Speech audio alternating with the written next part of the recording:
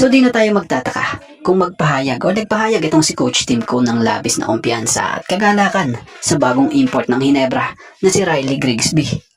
So matatandaan ilan nga sa nagustuhan rito ng kilalang mahusay at kilalang winning coach ng Barangay Hinebra na si Coach Tim ay ang pangangatawan nito, kung saan binigyan din ito ni Coach Tim na mayroong big body o malaking pangangatawan. Nabanggit din nga na ito ay isang versatile na manlalaro na kayang maglaro loob at labas. At ang isa pa sa nagustuhan dito ay ang karanasan ni Grigsby sa NBA G League na may magandang rekomendasyon mula sa kanyang mga dating coach. So si Grigsby nga na dating naglaro sa Seattle University at sa Santa Cruz Warriors ay di umano ay pansamantalang kinuha ni Coach Tim habang nagpapagaling pa mula sa injury ang kanilang resident import ng Hinebra na si Justin Brownlee. Pero matetesting ito kung ito ba'y pansamantala lang ba or magiging tuloy-tuloy ng import ng Hinebra. Lalo't kung sakaling madala pa niya nga yung laro niya na pinapakita sa ensayo patungo sa laro niya gaya rito. Credit po sa latest video na ini-upload ni Manny Hinebra Boys. Credit po and thank you. Pakifollow nyo nga rin po siya. So kapansin-pansin na tinututukan talaga or pinagpapraktisan ni Riley Grigsby ang 3-point shots at 4-point shots. Kung saan, alam nyo ba sa nangyaring ginawang shooting nitong si Riley Grigsby? Sa binanat niya nga pong 4-point shots dito sa 4-point area na maraming tira. Isa nga lang po ang sumablay dito na siyang ikinagulat ng mga Hinebra Ball Boys. One miss, man! One miss! 4 points! One miss! Yeah! So kung gusto nyo makita yung full video ng training or practice na to ng bagong import ng Hinebra na si Riley Grigsby, pakipuntahan nyo po ang FB page ni Sir Manny Hinebra Boys. Andun ang full video at pakifollow nyo na rin po siya, mga ka-teammate at mga kaibigan natin dito sa YT. So ano masasabi at opinion nyo sa nakuhang import na ito ng Barangay Hinebra?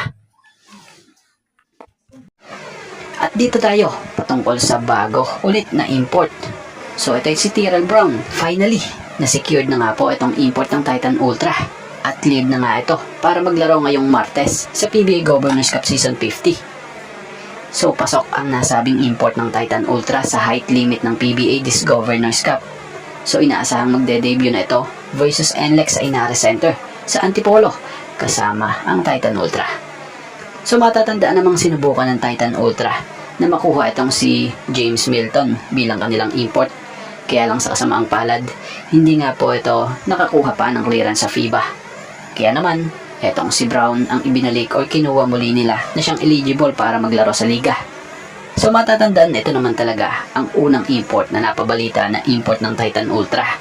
Kaya madami ding nagtataka, biglang nag-iba nung nakaraan kung kailan last minute na. So inaasahang madadala sa Titan Ultra nitong si Tyrell Brown ang kanyang experience. Siya nga ay 32-year-old na siyang karamihan sa experience niya nagugol niya sa paglalaro sa South America. So tingnan natin sa kabila ng dalawang magkasunod na talo ng Titan Ultra kung matutulungan niya na bang makakuha ng panalo itong Titan sa magiging laro nila laban naman sa NLEX. At ito nga ang magiging debut din niya. So para sa mga diehard fans ng Barangay Hinebra, maganda itong topic nating tatalakayin about dito sa Barangay Hinebra import na batang-bata, 26 years old na si Riley Grigsby. So matatandaan nito lamang matapos ma-reveal ang import na gagamitin ng Barangay Hinebra sa PBA Governors Cup Season 50. Ito man ay pansamantala or isang conference man yan, ang pinakapunto rito, may bagong import na ang Barangay Hinebra na makikita tayo. So alam nyo ba, speaking of Riley Grigsby, kamakailan lamang ay nagpahayag ang batikang coach ng Hinebra na si Coach Tim Cone ng labis na kumpiyansa at kagalakan sa bagong pansamantalang import ng Barangay Hinebra na si Riley Grigsby. Big body, can play in and out. Ganyan inilarawan ni Hinebra Coach Tim Cone ang bagong import ng Hinebra. So yun, nilinaw na binigyan din ni Coach Tim si Grigsby na mayroon itong big body o malaking pangangatawan na siyang isa sa nagustuhan din ni Coach Tim Cone.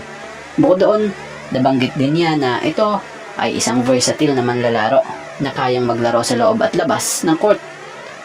At isa pa, nagustuhan din ni Coach Tim Cone ang karanasan ni Grigsby sa NBA G League na may magandang rekomendasyon mula sa dating mga coaches nitong si Grigsby.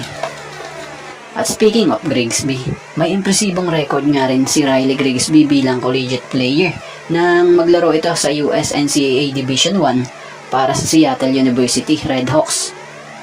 After college, dinala niya ang kanyang talento sa Luxembourg. Paglalaro sa NBA G League para sa Santa Cruz Warriors at sa Sioux Falls Skyforce.